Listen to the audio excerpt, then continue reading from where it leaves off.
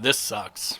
And by this, I mean the setup of the rear of my truck. It's just not ideal right now. Most of my gear won't fit in my decked boxes, and the decked system takes up so much room with so much wasted and unused space that I'm having trouble fitting all my stuff. Especially, I like to have sort of everything to have its own place so that I know where everything is on every single trip. And again, with the deck, I just can't quite do that right now. So I've got some ideas for how I'm going to change up the whole overlanding setup of the back of my truck. And today I wanted to kind of walk you through those. So if you are building a Frontier, or any kind of truck really, but specifically a Nissan Frontier, this should be some helpful info for you. So if you want to see what I'm going to do to change my setup, stay tuned.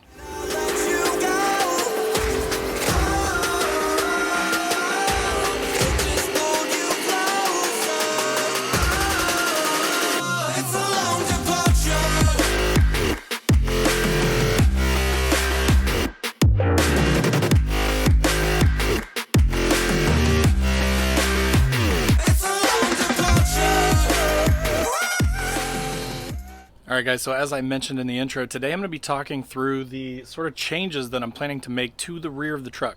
Now these are going to be really high level because I'm just in the sort of experimental slash design phase right now, but I'm really trying to do some cool, unique stuff that nobody else has ever done before. So I'm going to kind of walk you through what I have now and explain why it's sort of a downer and why it's not working for me, and then how that has necessitated some sort of a change and even some customization and DIY solutions. So let's start with the decked system in the rear. So as you can see, I've got the normal old decked system for the back of the Frontier. Overall, it's a good system. I don't want to poo-poo on the system or say that there's anything wrong with it. It's just that for my setup, it just doesn't quite work. And here's why. So, you get this big drawer, which is pretty nice. It's a pretty good sized drawer, but it's oddly shaped. So it kind of tapers down at the sides, and then it's got these spots for dividers in here and these sort of ridges where the wheels go at the bottom of the drawer. And as a result, what that means is a lot of my gear doesn't fit. So like I have a GCI folding chair with rockers, so it's kind of an oddly shaped and kind of a big chair. I can barely get that thing to fit in here, especially with other gear in there. So what tends to happen is in the big drawer, I've got to put a lot of really oddly shaped, strange things, which then makes it even tougher to fit more stuff because the strange shape of the things, the size of them, causes it to take up too much room and be really inefficient as far as the usage goes. It just takes up the majority of the drawer for like 3 things. My leveling blocks will just barely fit in here, but again, they take up so much room and they're so weird that when I have that in there, I can't have anything else above it or beside it. Then on the skinny side, you can see I've got just a bunch of stuff in here, from tools to candles to fire starting stuff to these are the straps for my awning. Again, I like the fact that it's waterproof storage that's hidden in here, but you can see back here, right? Like it's definitely not dust proof. So because of the open sort of nature of it, I've got dust getting in there. All my stuff's getting dusty and dirty. So you can probably see back there, everything's got dust on it. So even though it's waterproof, it's still getting dusty. It's just not perfect. And again, because of the taper of the drawers and those big channels down here at the bottom for the wheels to go on, it basically makes it really hard to fit stuff. You can see that toolkit just barely fits in there perfectly, and that's a really small little socket set. And then the rest, you can see these boxes are like sort of catty corner because they won't actually sit in here flat. So again, it's just a little difficult. And again, I don't want to say anything bad about the deck system at all. I think it's a really good sort of budget option for a drawer system in the back. But then when you look at the sides here, like this is all just empty space, right? And then there's this little storage box here, but then back behind this drawer here, that's all just wasted space. There's nothing back there. So I'm losing, probably what, 2.5, 3 feet by a foot and a half. And it's the same on the other side too. So over here, there's this drawer here, which I've got an air compressor in, and then all that space back behind there is just wasted. Now, I do like, the ability to strap stuff down with these sort of brackets and tracks on the top up here. That's kind of nice. Then as you can see, then I've got a couple Plano cases up here, but with those up there and anything else, I'm pretty much blocking the whole back of the truck. I can't see out of my back window when I'm looking around or when I'm using the mirrors. So again, it just takes up a ton of space. I don't even have anything in this big drawer, but I can't see out the back when I stack stuff up back here. So again, my plan is to pull out the decked system, sell it to somebody else that can use it a little bit better than my setup allows, and then I'm going to fabricate my own setup. So let me tell you a little bit about what I'm thinking.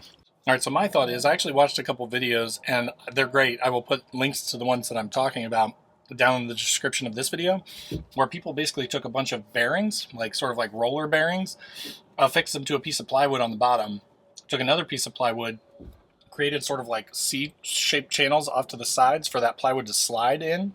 That keeps it from, you know, shooting up when you pull the piece of plywood out.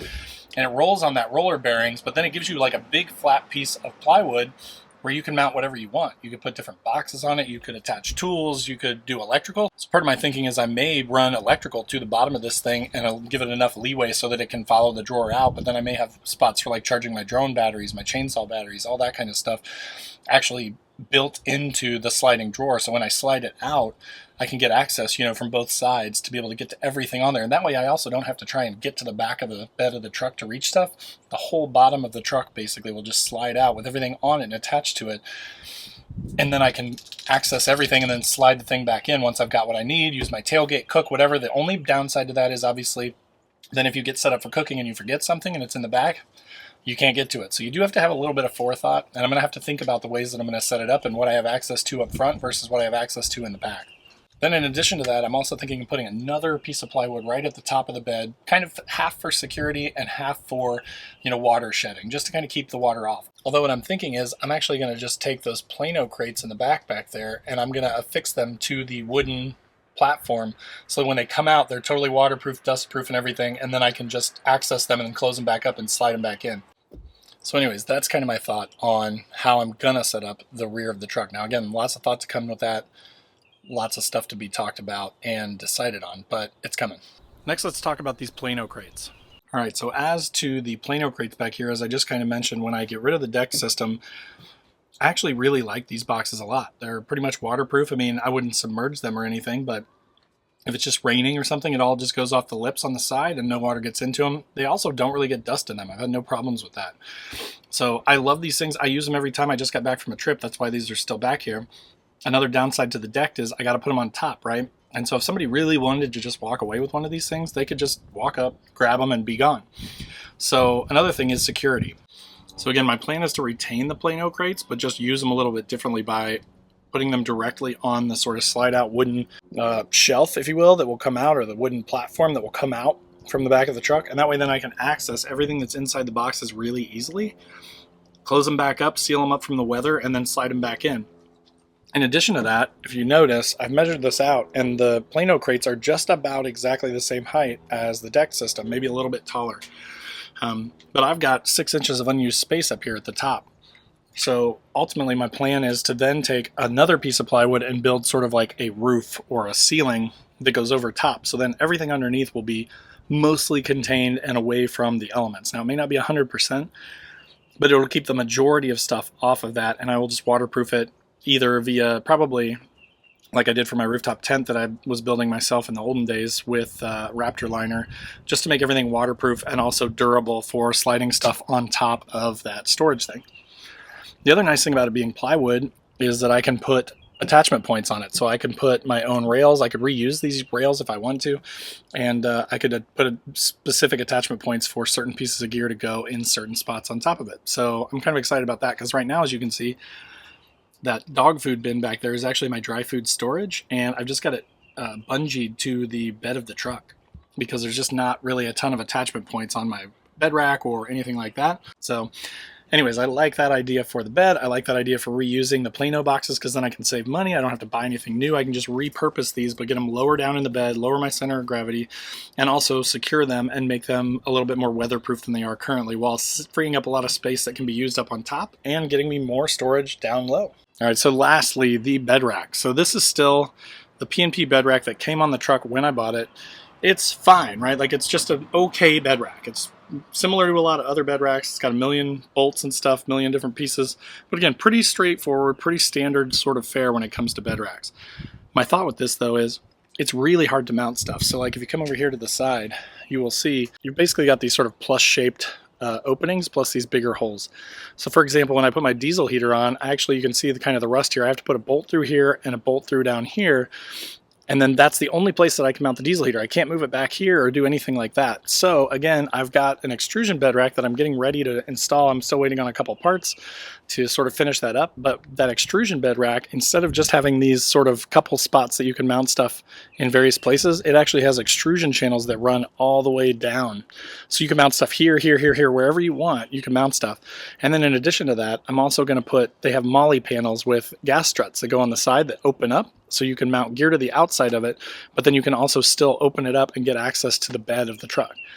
So that's kind of the third piece of this, is with that bed rack, it should free me up a lot of space. It's also going to get rid of this third bar in the middle. So right now you can see it's a 3-bar setup. I'm going to a 2-bar setup. So all this opens up in the middle. And then with that molly panel on there, I can open it and I can access everything in the bed of my truck a lot easier, get stuff in and out. Right now I can't, I couldn't even get this Plano crate out of here. It won't fit. So I have to push it from here to the back of the truck and then slide it out. I can't even access the stuff. Whereas with the new setup, I could hypothetically put a Plano crate right here and then just access that straight from the side by opening the molly panel and just getting into it without even having to remove it from the bed of the truck. In addition to sort of the functionality upgrades of the rack itself, it's 2 inches taller than my current rack. So that's going to move everything up a couple of inches, which is going to allow me to move my tent further forward. And what my plan is I'm going to cut out a piece of this cab rack back here. We actually put the solar that far forward on purpose so that we could leave, access to the back of this, because I'm just going to cut off the back of this cab rack and then move the tent forward maybe 6 inches so that it's over top of the cab, and then it won't be hanging off the back so much. When the tailgate is up and the spare swings in, it still sticks out farther than the spare does. So it's the furthest back piece of my truck right now, which I don't exactly love. So I'm going to be moving that forward so that it fits a little bit better with the overall aesthetics of the truck, makes it look a little bit better, and also just moves my center of gravity more towards the middle. So that is the plan with the bed rack. All right, so as you saw, there are a lot of big changes coming for the back of the truck. I'm still at a pretty experimental phase with this, though. I've got to do some drawings and kind of design stuff out and make sure that all my measurements are right and that this is actually going to work. And I've also got to learn more by watching some more of these other videos where these folks have done these cool things. So I'm sure that as I sort of learn and collate all that information into like one usable thing, I'll be sure to make a video for you guys, especially you Frontier folks or people with similar sized beds, where I'll give you all the dimensions and everything as far as like what materials I used, what sizes everything was, how I cut it, how I installed it. So I do like coming up with custom solutions to problems like these, but I'm also willing to learn from other people that have already figured some of this stuff out, right? So if you guys have any ideas or anything like that, ideas that you've maybe done or that you've seen or that you think would be cool, I'd love to hear from you in the comments down below. But again, stay tuned for more content to come on this sort of custom rear bed solution that I'm coming up with, because I think it's going to be pretty cool. So anyways, hope that was helpful for you. If it was, click that like button. If you're not already, make sure to click the subscribe button, click the bell to be notified when new videos drop. I do a couple videos every week, so there's tons of content here around do-it-yourself, budget-minded overlanding stuff, gear reviews, Nissan DIY stuff, and maintenance stuff. So again, I'd love to have you. Also in the description below are links to all my social channels, so wherever you want to hang out, come hang out. There's also a link to Patreon, and we have a Discord where we all chat 24/7, and we also do like a once-a-month call where we all hop on Zoom and we'll drink a beer and talk about our setups and ask questions and things like that, so it's a lot of fun. And then last but not least, there's Newbie Overlanders, which is a brand new group. Started about a year ago, but we're already at about 12,000 members, so tons of people joining there. But the whole idea behind it is just that it's different from the bigger boards, where you're not going to get pooped on just for asking a lot of questions. So come in, learn, hang out with the rest of us like-minded people, and let's build a community. But again, thanks for watching. Hope that was helpful, and we'll see you next time.